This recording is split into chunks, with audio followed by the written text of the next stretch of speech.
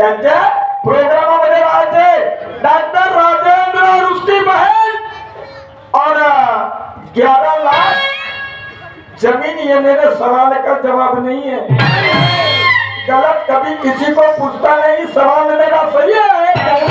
मेरे हम्मत की मुतोड़ जवाब देना, अगर नहीं जमता जवाब देना तो दोबारा सवाल करना। सवाल की तसल्ली वो जवाब से होती है, सवाल की तसल्ली वो जवाब से होती है। आज नींद में ये तन की तसल्ली नौघरे साहेब पूरे ख्वाब से होती है। स्वप्न पडलं नाही तर झोप परिपूर्ण होणार नाही, आणि झोप परिपूर्ण झाली नाही तर या शरीराला दुखा विजापत झाल्याशिवाय राहणार नाही। सवाल पूछने के पहले कई बार सोचना जरूरी होता है, सवाल पूछने के पहले कई बार सोचना जरूरी होता है। आज सोचने के बाद नौकरे जी सवाल पूछना जरूरी होता है।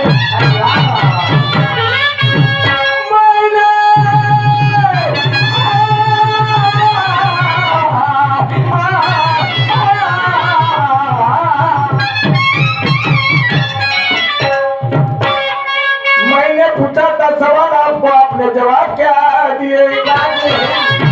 मैंने पूछा था सवाल, आपको आपने जवाब क्या दिए?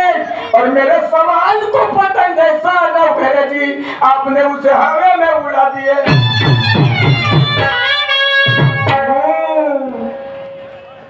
शाहिर साहेब, खुदा की अदालत में गवाह नहीं लगती, ढोंगी साधुओं की कभी किसी को दुआ नहीं लगती। जिन्हें खोसक और दिल की बीमारी उसे दुनिया के डॉक्टर की दवा नहीं लगती। ज्ञान के सामने ज्ञान को हवा नहीं लगती। सिद्धांत की बात सच्ची है, मर्द औलाद जन्म देव मर्दान की कितनी अच्छी है। सोच आपकी गलत हो सकती है, मगर वो शायर हम नहीं, आपको भी हम मानने में शाहिर साहब आप नए क्यों ना हो, आप में हुनर है, इसलिए तो मेरे साथ में दुनिया का प्रोग्राम।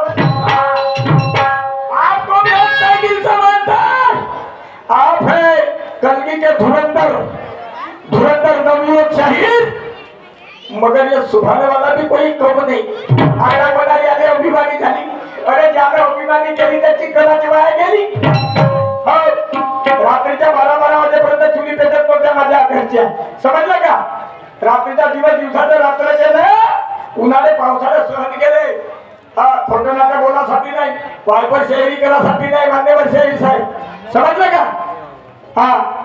और मनोज सन्माननीय शहीद साहब, ये तन के मशीन में जरा अनुभव का भरलोटी जलाई, इसे कर्मभूमि के रोड पे चला लो, इसकी कर लो पहले ट्रायल। खर्चा कितना हो गया सदगुरु के पास में जाकर देना होगा फाइन, जब मेरे सवाल का पता चलेगा।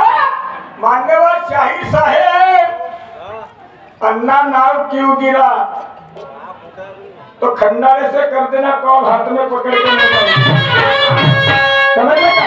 एका प्रश्नाचं उत्तर सांगितलं, तुम्ही जसं सांगितलं तेही मी सांगणार होतो, फक्त सांगायला नको पाहिजे होतं की दुसरे शाहीर सांगा, दुसरा गण सादर करणारे शाहीर सांगा, नक्की सांगितल्याशिवाय ठेवणार नव्हतो, समजलं का? पट्टे बाबूराव कुलकर्णी माहीत आहे ना? हो मान्यवर शाहीर साहेब, अभ्यास केला है, और मगर ये सर कट जाएगा नीचे झुकने ना देंगे वो शायरों में। उसके शेर शायरी में दम है, बात तोड़ की क्या कम है? समजलं का? मी तुम्हाला कधी समजत नाही, समजणारही नाही, हे माझ्या आद्य कर्तव्य नाही, समजलं का? मी तुम्हाला कमी समजलं असतं तर हा योग झाला नसता। मान्यवर शाहीर साहेब, विचार माझे कसे, माझा तुमच्यावर रोष नाही, यात माझा दोष नाही, आणि तुम्हाला ठसकावून सांगतो, चांगल्याला सोडून बुरा हातामध्ये घ्यायचं नाही। कायचा बुरा यानी वाईट, हिंदी में उसको गलत कहा जाता है, उसे बुरा कहा जाता है, समझा? चांगल्याला सोडून बुरा हातामध्ये घ्यायचं नाही, आणि कळलं जर नाही माझ्या बोलण्याचा अर्थ तर मग तावामध्ये यायचं नाही। गुरुवाची उपमा देता सांभाळून नाही, लक्षात ठेवा. पण डोक्यावर चढण्याचा जर प्रयत्न केले कलेवरून हा तर मग लक्षात ठेवा माझ्या नाकाच्या वर पाणी झालं मोराची वेळ आली तर मी मागे पुढे पाहणार नाही. कोणपर्यंत बंदरींसारखा सोडीन पिल्याला निघून जाईल कुठून.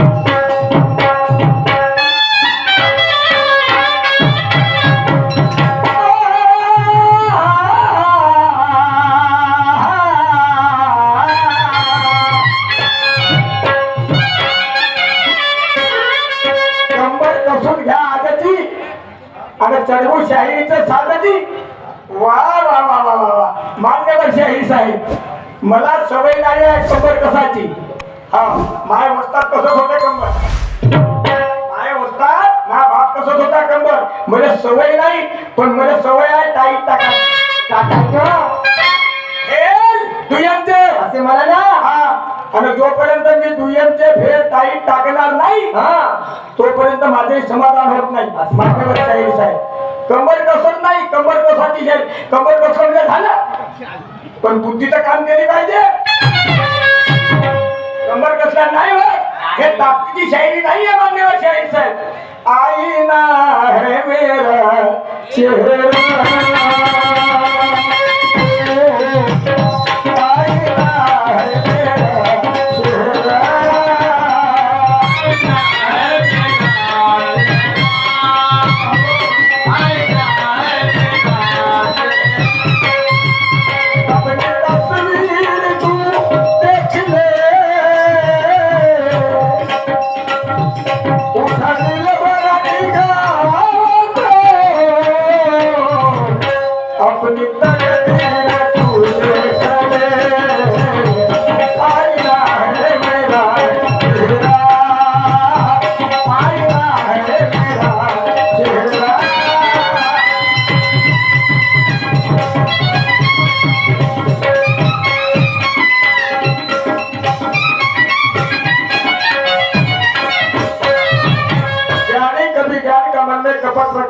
समझा कर बताता बुरा कभी बकता नहीं.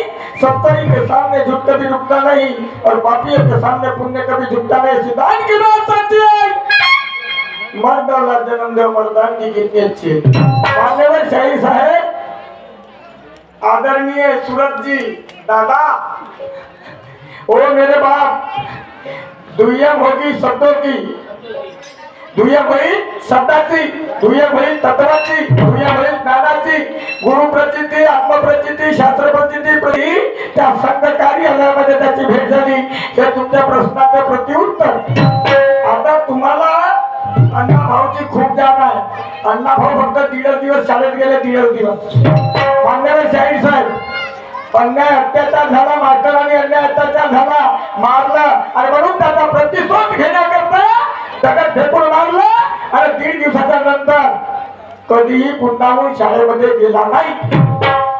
आता मला सांगा 1.5 दिवस कोणताही व्यक्ती जर शाळेत गेला तर तो साहित्य रत्न बनू शकते. साहित्य रत्न बनू शकते साहित्य सम्राट बनू शकतो. पण साहित्य सम्राट झाला याच्या मागचं नेमकं कारण काय. त्याला कोणाचं मार्गदर्शन झालं. त्याला शिकण्याकरता कोणाचं मार्गदर्शन झालं. मान्यवर शाहीर साहेब हेच तुम्हाला सांगायचं आहे. हा आणि ते प्रकरण गाजलं होतं अन्नाचं अण्णाभाऊ साठेचं. वेळ झाली तरी चालेल 5 मिनिट जास्त द्यायचं. अण्णाभाऊ साठेचं अण्णाभाऊ साठे हे नाव का पडलं माहित आहे. त्याची बहीण जया जेव्हा शिवापूरच्या अरण्यामध्ये गेले याची अपेक्षा झाली आंबा खायची. राखणदार होता झाडाच्या मागे लपलेला.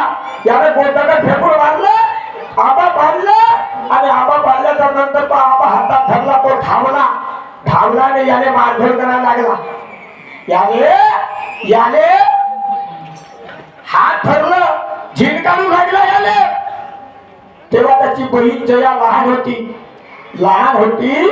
टुक टुक टुक टुक टकर टकर पाहू लागली. तिने वाटला का हा भावाने मारते. त्याच्या मायले वाटला का हा पोराने मारते. लोक येणारे जाणारे मार्गाचे लोक जमा झाले आणि त्याची सुटका केली. तर त्या तुकारामाचं नाव तुकाराम होता, पण अगोदरची संस्कृती अशी होती, कोणी सरळ नाव घेत नव्हतं. सरळ कोणी नाव घेत नव्हतं. ज्याचं नाव राजनचं आहे त्याला राजनशा म्हणत, ज्याचं जगन नाव आहे त्याला जोगिन्या म्हणत, ज्याचं गणेश नाव आहे त्याला गोन्या म्हणत, ज्याचं सूरज नाव आहे त्याला सूर्या म्हणत, सूर्य. तो काळ होता. आता तो काळ राहिला नाही. मान्यवर शाहीर साहेब त्याचं तुकाराम नाव आहे तर त्याला तुक्या म्हटलं जात. आणि हे त्याची बहीण लहान जया, हे त्याची बहीण लहान जया त्याला तुक्या तुक्या म्हणायची, तुक्या म्हणायची.